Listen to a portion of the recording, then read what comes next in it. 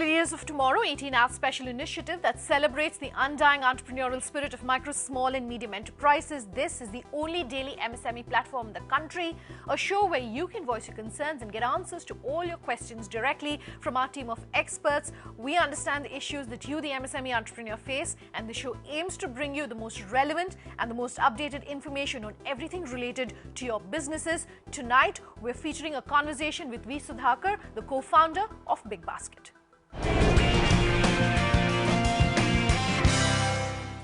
Thank you so much for speaking with us here on the Leaders of Tomorrow. Let's start by asking you to talk to us about the journey behind Big Basket. Our story really starts in terms of the startups way back in 99. In 99, we did a first startup that it was more a horizontal e-commerce portal, selling everything. We started with books, then went on to music, then went to jewelry. And then in those days, we did grocery. And that really was one of those things which very few people did, even internationally in those days. And we were right up there. And as you know, 99 was way ahead of the curve from an Indian internet market and business. And but it was a fantastic learning experience for us. And customers really loved the small bunch of customers who were really the early adopters. They really loved us. And in around 2011, we were, I think somewhere around July, August, September, we were just discussing between the old founding group, and we realized that maybe the time is now right for internet. And we realized that grocery was one space which is very difficult to crack. And not only that, in online, even internationally, there are very few success stories in grocery online. So we realized this could be the real big opportunity. And also, as you know, grocery is possibly the largest retail segment among retail, not only in India, anywhere in the world. So we realized that it's a phenomenal opportunity and the time was ripe. People were moving online, and especially the younger generation was literally starting their retail buying online from day one. So we realized that the time was ripe. And that's really where the Big Basket story started. And the discussion started around 2011, August, September, and we were really up and running by December. So that said, what in your opinion is the opportunity for large as well as small retail businesses to exist side by side, even as competition is increasing? You were just talking about technology. That, of course, is leveling the playing field. What would you suggest? So if you look at the opportunity for smaller retailers. See, we need to again define retail from two perspectives. One is the physical retail, one is the online retail. And as time progresses, I think they're all merging. And I think there's going to be very little blurring. There is going to be a blurring of lines between physical retail and online retail. And if you're an MSME retailer and somebody who's really, let's look at it two ways. One possibility is you are an existing family retail business which has been in business for the last 30, 40, 50 years, but has kind of remained very niche. The second possibility is somebody who's literally starting up from scratch. I think today, given the fact that online retail has kind of really matured quite a bit compared to where it was, let's say 7, 8 years back in India, I think to start up on a horizontal play is going to be very difficult. So in my view, the real opportunity, if it exists, is in very niche place. So you have to choose a vertical segment, and if possible, even within the vertical segment, try and choose something which is going to be very special in terms of what you bring to the table. Because if you're going to do something very standard, I don't know whether there's really an opportunity out there. But if you think you have, within a vertical space, you have a very specialized niche, whether it is the product that you bring to the table, or the way you package it, or the way you're going to market it. If there is some uniqueness that you bring to the table, I still think there's a huge opportunity.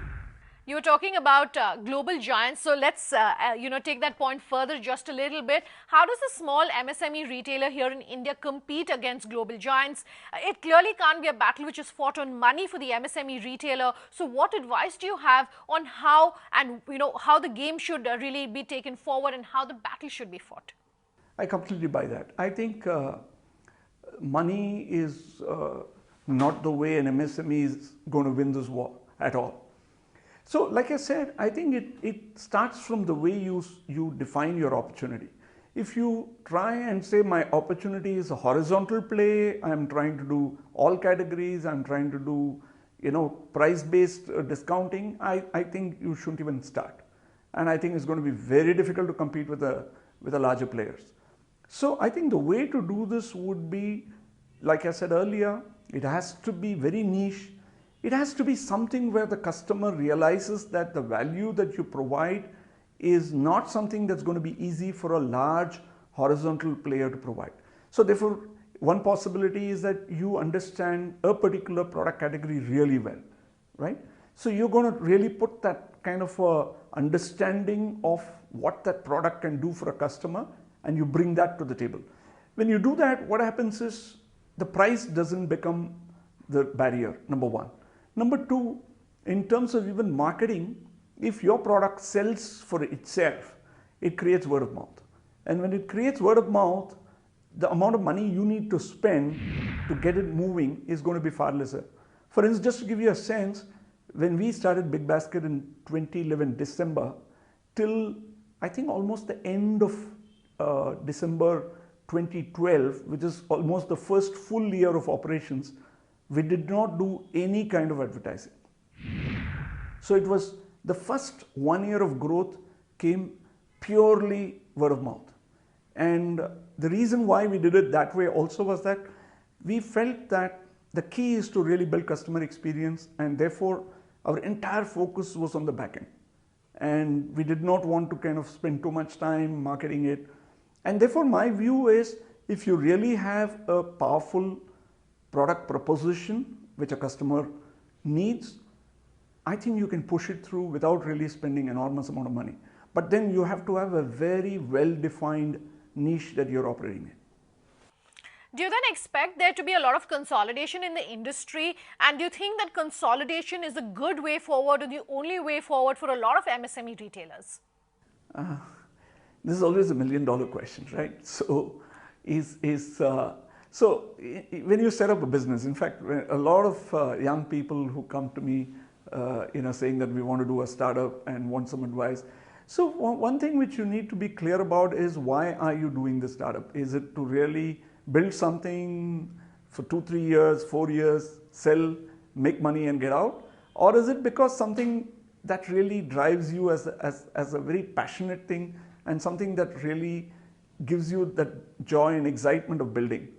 So first thing therefore is the only way out, only way or in terms of exit is through consolidation, or is there a way you can continue to exist and continue to make money? So look at it this way. If you're a niche player, and if you built a brand as a niche player, and if customers look to you for that particular product or the kind of product service combination, there is a good chance you can stay on, assuming you want to stay on. Consolidation happens when there is a lot of overlap. For instance, a large horizontal player may or may not want to really acquire a smaller, very niche, very vertical player. So there is, in my view, I think it will be a combination. So if you are a smaller horizontal player, assuming you set up business 3-4 years back, you're a smaller horizontal player who does all categories, have some amount of customer reach, and have built some kind of a brand, there's a good chance that consolidation will be the way to go. But if you're a very strong, very niche, I would say somebody who delivers a product or a service which has got its unique elements to it, and customers love that brand, I think you have an opportunity to continue to run that business. The only thing is, if you continue to need money, then either you have to go to investors who can continue to fund you, or potentially go to an IPO, provided you have that kind of a size and profitability. Let's take a slightly big picture view, and I want to ask you about some of the best practices that you think retail MSMEs should incorporate into their businesses. Talk about your own personal journey and what sort of lessons MSMEs can learn from there. I would say the first and the most important thing in retail, when we say MSME, I'm currently talking about an MSME retail, If I look at MSME retail, in my view, the one and the most crucial thing is customer experience. Customer experience, in my view, is the holy grail. I mean, if you have to be absolutely passionate about it. Let me give you a simple example. For instance, in retail, whether you like it or not, there will be some things which will go wrong. And how you handle those elements make a big difference to the way even a customer perceives you. Because when I look at customer experience, one is the fact that it's a flawless experience, product is perfect, pricing is perfect, experience is perfect. But what also I think adds the touch is the care that when a customer believes that you genuinely care for them, I think they're willing to forgive you for a few of issues that will happen, right? Whether you like it or not, given the fact that there is a last mile, there are so many other elements that impact you, it's very difficult to ensure that it's a 100% perfect experience all the time. So what happens really is that when that happens, when there is a problem and the customer calls, if your customer service is told that please make sure that the numbers of the senior people are not given. I've seen a lot of organizations where customer service is told that they cannot pass on the numbers of key people. So that's one key component of customer experience which you just cannot wish away. But having said that, if you just make sure that you're constantly calling customers but there is a constant mess, it doesn't help at all. So you need to ensure that your systems and processes are absolutely top notch.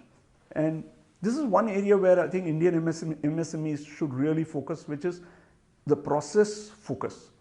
I think as Indians, we are not necessarily very process focused. So what happens is when we look at things, it's more a question of, it's okay if things, we can always manage. The usual, make some things work however it is feasible. So it's not something where we really define clear processes, ensure that it gets implemented, and implementation is really key. In retail especially, since margins are really thin, your processes have to be perfect. And once your process is perfect, then the number of times things go wrong is also very less. So once your number of times your process goes wrong is less, and there are fewer escalations, and those escalations are taken by the top management, you now build a very good combination of one, great process where customers have a great experience most of the time, and those few times when things go wrong, the customer service is such that the customer believes that here is an organization that really cares for me. So customer experience, customer care, and absolute 100% execution of processes. These are the three things which in my view are crucial for success. Mr. Sudhakar, do hold that thought. Let's take a very quick break, but we'll continue this conversation on the other side. To stay tuned.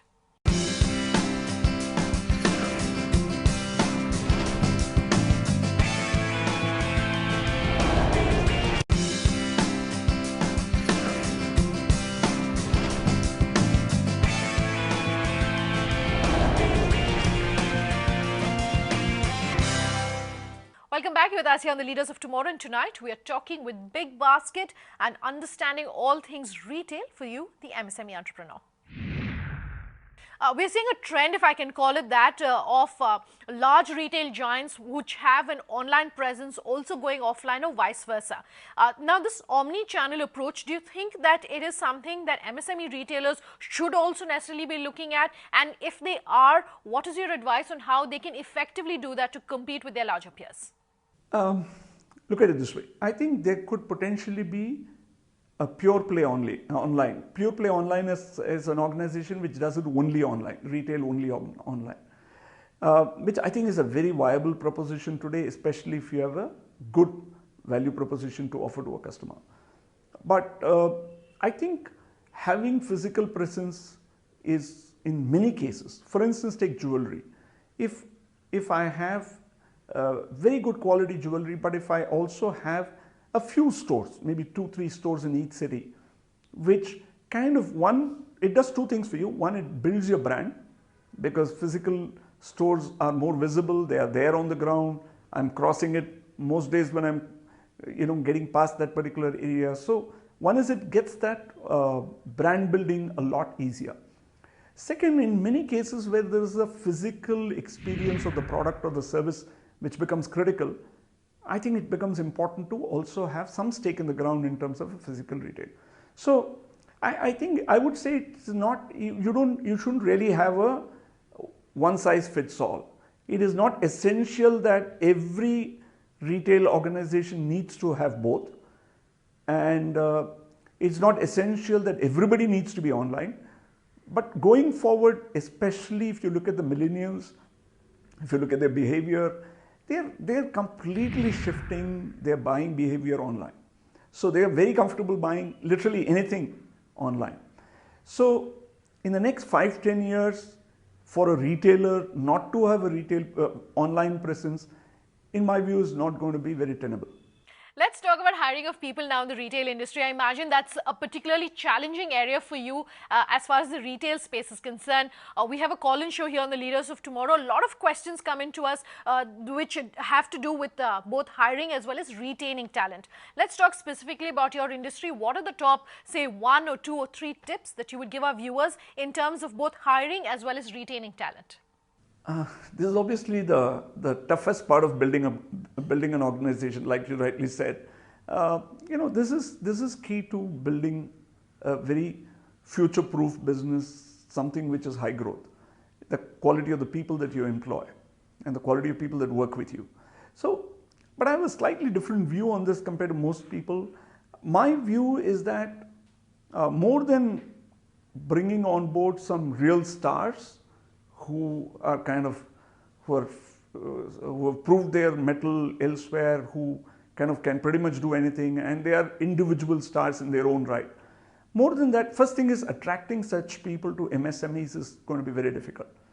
Second, MSMEs by definition, because of their fact that nothing is a given, they are still small, they're still growing, you need to have a tremendous amount of ability to manage uncertainty. So you need to have people who are fundamentally risk takers. In fact, what you need in your initial core team of 30-40 management team members in a smaller organization are people who are potential entrepreneurs who may not necessarily have invested and started a company. So here are people who are entrepreneurial in nature, which means they are not some people who are looking for certainty in life. They are people who are willing to play with risk, they are willing to play with uncertainty. And those are people who are not very easy to find, but fortunately those are also not the people who are looking for just money. They are people who are looking for excitement, they are people who are looking for things that are going to make them feel good about what they're doing in life. And therefore, how you really bring out the passion of what you're doing in your business, and therefore the kind of opportunity that you present to them, saying how their life is going to be exciting and how things are going to be where they're going to build some things together. I think if you're able to build that vision, and if you're able to get people to get comfortable with that kind of the big picture that you build, then I think you're going to get a very good core team.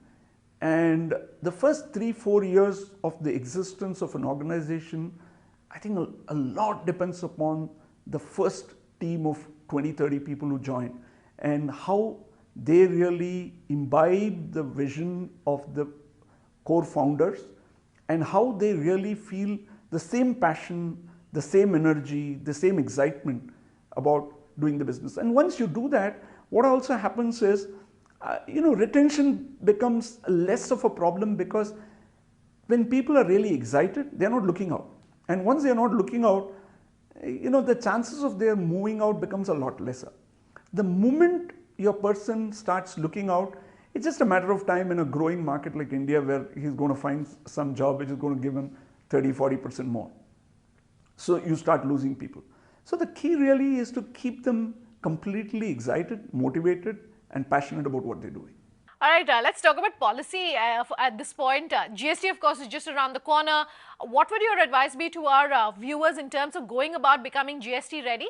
See, I think GST is a very, very useful thing because, first thing is if you're a one state player, I don't think GST is going to make a difference to you. But I think in most cases, what is going to happen is for a retailer to make sense, they have to be playing across multiple states, multiple cities. The moment they need to do that, GST, what it really brings to the table is the fact that they don't need to worry about stocking in one location, selling in another location.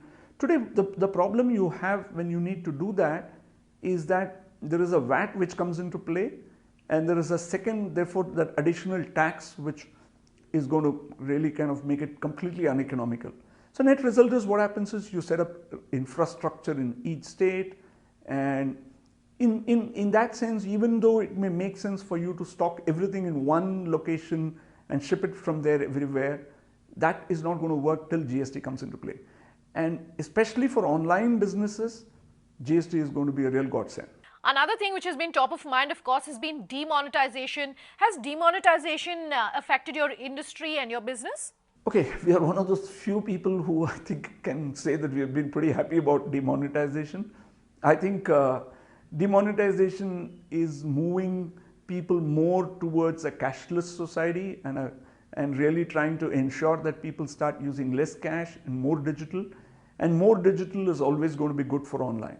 So especially for essentials like grocery, I think when people need to necessarily buy it, and if there is a more convenient option which is also digital, I think the movement becomes better. For instance, we had a significant jump up in sales in November. So, and that was primarily caused by demonetization. In fact, it went to a situation where I think all our capacity was just completely closed out, and we had to really run hard to build up our capacity. So demonetizations really worked well. Demonetization will work very well for any business that is moving more towards a digital economy and a digital future. All right, thank you very much for speaking with us here on the Leaders of Tomorrow. We've brought you insights as far as the retail industry is concerned. If you are an MSME that wants to be featured here on the show, or you have any questions about any aspect of your business, you can always write in to us at leadersoftomorrow@timesgroup.com. You can reach us on social media using the hashtag LOT. You can also tweet at me personally. The Twitter handle is Sunanda_J, or call us on that number you see flashing on your screen. We promise to have all your questions answered. Thanks for watching. Have a good night.